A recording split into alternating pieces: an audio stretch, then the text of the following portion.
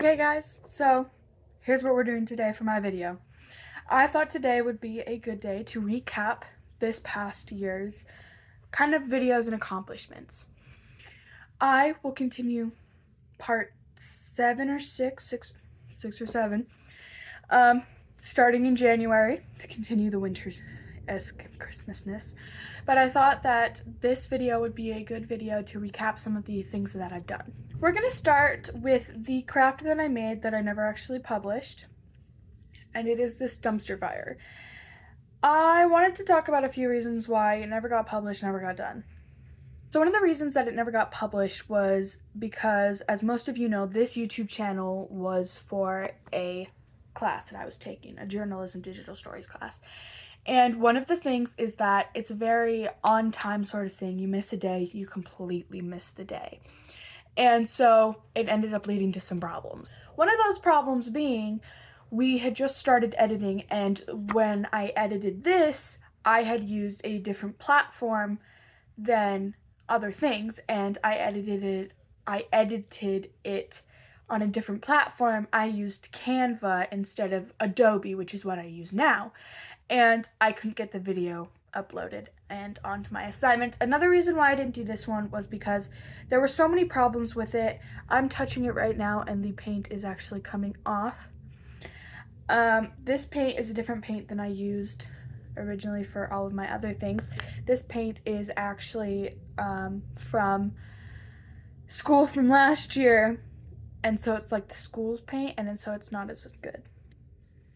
One of the other reasons this one was something that I didn't want to publish is because kind of the way that it was. With this one, this was the first time that I ever used one of the materials that I used, which was like a bonding clay. And the reason, so it was the first time, and something about this, it actually breaks very easily. Something about this is that I was wearing gloves when I did it because it can actually very much irritate your hands. And something about it that I did was, while I was wearing gloves, it got sticky, and so it got sticky on the rest of the trash can. And so this trash can is actually very sticky. And it's not dangerous to touch anymore because it's set, but because it's on the paint and the paint's cracking and just all of that, it's very sticky, and it's not something that I'm super proud of, and so I didn't want to do it. Going into the next one is this dumpster, and this one was inspired by something else. This dumpster was actually inspired by this dumpster. These both are made out of gum containers, just different kinds. This one was made before I even started my YouTube channel. This one was one that I made when I was bored one day, and I had gotten home from school and I was bored, and I had paint and I had a gum container, and I was like, I'm gonna turn it into something, and the first thing that I could think of was a garbage can, one of the ones that you wheel outside and the garbage comes to get it. The thing was with this one was I wanted to put wheels on it so you could like pull it back and push it, but what I was going to use was Lego wheels, and we couldn't find Lego wheels that would fit it. So it would have been fun if I could move it out. It doesn't super close. I mean, it does, but then popping it open, it kind of pulls the paint up. So yeah, this is what I did. It's currently storing fake nails that I am reusing. So that's what it is. I usually don't close it because it just looks more like a garbage can opened up. Back to the one that I actually made a video on was this one. This one was actually quite difficult, though I think one of my favorite parts was the texture that I added onto it to make it look dusty and dirty. This one was probably one of the hardest ones that I ever did because of the middle part, and I will show you the materials that I used to make it. This one was hard because I sawed the middle in half. This was one lid when I started, and it ended as two. The reason I did that was to make it seem more like a dumpster, like one of those at like a school or at like a store or something, the back dumpsters that have like one side and then the other side. Usually one is open, one's closed. And it did store something. It stored these little thumbtacks that I took out of my wall when I moved down into my new room. So yeah, this was the first video I think I ever recorded and posted. Don't fact check me on that, I have a horrible memory. The one thing I didn't like about it was that I didn't really finish the yellow, so now it looks tacky and bad, and so that's the one thing that if I were to redo it, I would repaint that part. Moving on to the next one, which I am pretty sure was this Campbell soup can. So this was actually a licorice can that came from the World Market. The funniest thing about this one is that this can originally, I didn't know what to do with it. And I looked at it for a while and I realized I could make it into a Campbell soup can because that actually has a backstory. I had a theater teacher named Mr. Campbell, and one thing about him was that on his birthday, we used to get him cans of Campbell soup. The funniest thing was sometimes they would have funny messages on them.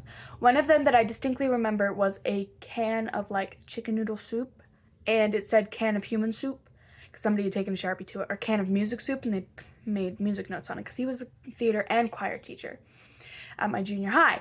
And so Campbell soup cans have like a funny little meaning to me because every time I see one, I think of my theater teacher. So that is what I did. I made a little Campbell soup can. And the issue with this one is this is when I first started getting into really tiny design, like writing. I had never written paint. I'd never done writing paint really in my life before this, and that's when I started doing it, and it was actually very difficult. The next one I'm pretty sure is this Duff beer bottle can. This also has meaning behind it, and I will get into that in a second. But this one was genuinely really fun to make. The issue with this and this one was that when I sanded them down, since it was metal, it made a horrible sound and got metal shavings everywhere, which was actually kind of sketchy and dangerous. But this one is a Minute Maid lemonade can that I painted to be a Duff beer bottle. And you may be wondering, why the heck would you make a beer bottle that says Duff? Well, let me tell you, it is a not a Friends, it is a Simpsons reference. And here's a little fun fact for you. My last name is Simpson. And so constantly I watched all of Simpsons, will make Simpsons drawings and things like that because it is something that I think is a very quirky thing for me, and that being my last name. So I made this. Here's the thing that led to that. Before I ever started this YouTube channel, again, around the time when I made this, I decided to take a orange soda bottle that I had that had orange soda. I drank all of it, obviously, and I turned it into a Duff beer bottle. So not only do I have a Duff beer bottle, but I have a Duff soda can to match. I have matching things. And it's something that I keep on my shelf about, and this shelf and this shelf, is I keep in both shelves, is both of these. This is also something that is very quirky for me because I made this before I made the can, and so when I had a can and I couldn't think of anything to make, I decided to make a matching. The one thing that I wish I had had at the time was what I used to make these bubbles, because I think the bubbles make it 100 times better because it's like it's spilled, it's overflowing, things like that, and I love it so much. Something that I also love is not being able to see where I drank out of. That's also a good thing. Plus, if there was anything in it, it can't come out anymore. So technically, I could take a full one and do that, and nothing could ever come out of there. And you could never pop it open because, as you can see, it's totally shut. So if I try hard enough, I bet that I could break it. I don't want to, but I bet you I could. The thing that I've noticed about these is that it's actually starting to crack the paint on it. So that's not as pleasant. And on this one, the white paint is actually cracking. So these are tiny quirks, not quirk things, but like tiny things that I've noticed throughout me doing these things, is which paint will crack and which ones won't. I think the Duff beer was actually before, it may have been after, but I think this was the first thing that I used my new set of paints on when I got new sets of paints at Michael's. Moving on to one of the ones that gave me the biggest headache, and that would be this one. Here, let me shed some light on this. This one probably gave me the biggest headache because I originally started with a tin that was probably about this big, and it came from, I don't know what it came from actually. It came from something, but I can't remember what it was. I think it came from a tuna can. So I took a tuna can, and I wanted to make it into something that was kind of literally off the top of my head. What I wanted to make it into was a Howl's Moving Castle reference, where the inside was the flower garden and the outside was like the night sky that had the spirits on it. And when I tried doing that was the first time I had ever used UV resin. And knowing me, I decided to try it without doing a test. So I had taken that tube, or that thing of a tuna container, and I just poured a bunch of UV resin into it, and then I turned on the UV light and tried to do stuff with it. And the issue with that was that it didn't set evenly, and then it bubbled up, and so none of it set inside. You gotta set in layers, which I did not know. Also, that is a ton of resin that I used and wasted because of that. So then I decided to do the same for this. I tried to turn that into it, hence why there's dark blue at the bottom. But again, that also didn't work, because that is a bunch of tiny detail that I was not experienced enough to do. So I turned it into this little blue pool that has a capybara and some moss, because I had some moss laying around. And I turned it into this, which I'm actually very proud of, and it's really cute, but it's not the best thing that I had ever done. And I totally think I forgot to do cobblestone on it after I said in the video that I was going to do cobblestone on it. Moving on to the last project that I did before the videos, or before the part 1, part 2 things for the Halloween video into the Christmas craft. And here we have the Mentos. This probably has the tiniest detail that I've ever done. I'm honestly not sure if you can open it. You can open it. I could still put stuff in this. Some of the things that I love about what I do is that I can still make them kind of accessible and usable. Because I could totally put water in this and like take it somewhere. Obviously I'm not going to, but I could. Or I can store stuff in this, I can store stuff in that. Like some of these things I can still store things in. I don't know if I'd use this strictly because it gets stuff on my hands, and I don't think I can use it anymore, but it's getting stuff on my hands right now, so I'm gonna stop touching it because I don't like the stuff on my hands. But I can totally use this to hold stuff.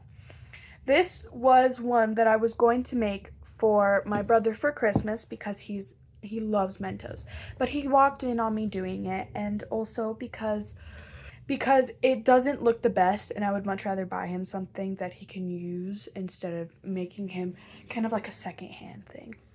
This probably had some of the tiniest detail I ever did, making the strawberries, lemons, and oranges. And I originally did the cap, but then I touched it and it rubbed off and it created kind of a mess. So I had to redo it and then not do as much detail. Moving into a few of the supplies I used. This is going to be a little bit longer. We're going to start off with one of the more harder things to use, the UV resin that I used. This brand is actually Resinid, whatever that brand says. None of these are sponsored, by the way. This was only difficult because I had never used UV resin before. That is the only reason it was difficult, not because of anything else. It was strictly user error. This was something that I didn't use very much. I think the only thing that I've actually used it in is this, and I'm almost done with the bottle because I used it on the tin. So the next thing I'm going to go into is the drill that I used, and I swear by this drill. Again, none of these things are sponsored, but I adore this drill. I actually don't know the brand name, but it's just this tiny, oh, it's that. Again, however you say that, is Gaoy.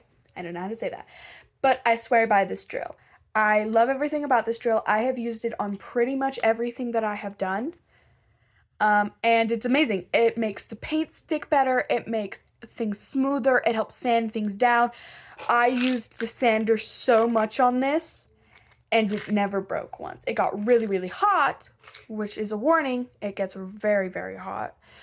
But it was amazing on this, and it helped sand everything down a little bit, and it was so nice. The best thing about this drill is that it comes with a case of different shapes of heads and these different roughnesses of sanders, but then it also comes with a bag of replacement sanders. So with, I think it's kind of the medium roughness, and it's the best thing. You can change the speed, you can change which rotation it's going in. It's just amazing. Next thing I'm going to go into is my UV light. This is probably about the same size. Yeah, it's roughly about the same size as my sander, right? This is my UV light. The thing about this is that if you're using it too much, it runs out of battery pretty fast. I think that this is really nice. It has 2 settings. It has a 20-second setting and it has a 60-second setting. I would go with probably about 3 60-second settings depending on the thickness. Obviously for this one it took a very, very, very, very, very long time. Which has to do with the next thing coming up, is IBD hard gel.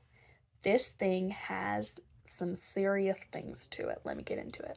This gel has a warning to come with it. Do not touch it with your hands while it is gel-like. Do not touch the gel part with your hands. Let me tell you why. It can cause dermatitis. Don't ask me what that is. I don't know. My mom told me that it was bad, so I'm not gonna touch it. I put a warning in my video when I used it. I think it was on this one. If it wasn't when I was using this one, it was obviously when I did this one, but that was never published. And when I was doing this one, I think I used a warning every single time I did it that it is not for it is more for professional use. Obviously, I'm not a professional. I convinced my mother to let me get it before she knew what it would do. She didn't know it was dangerous. My sister told her it was dangerous, and so she didn't want me to use it very much. I don't use it a ton. I use it for the bare minimum, usually for nice bubble effects or for water effects. I use it for drippy effects usually because the resin that I use is a little bit too liquidy and would go down too fast before I have time to dry it. With that comes some tips. What I would suggest when using it is, same with the resin, because this and the resin gives off a fume when you're setting it with the UV light, is to wear a KN95 mask. And the reason I say this and not just a normal mask is because it covers your nose and it covers the bottom of your chin. It comes up around like this, so that when you put it on,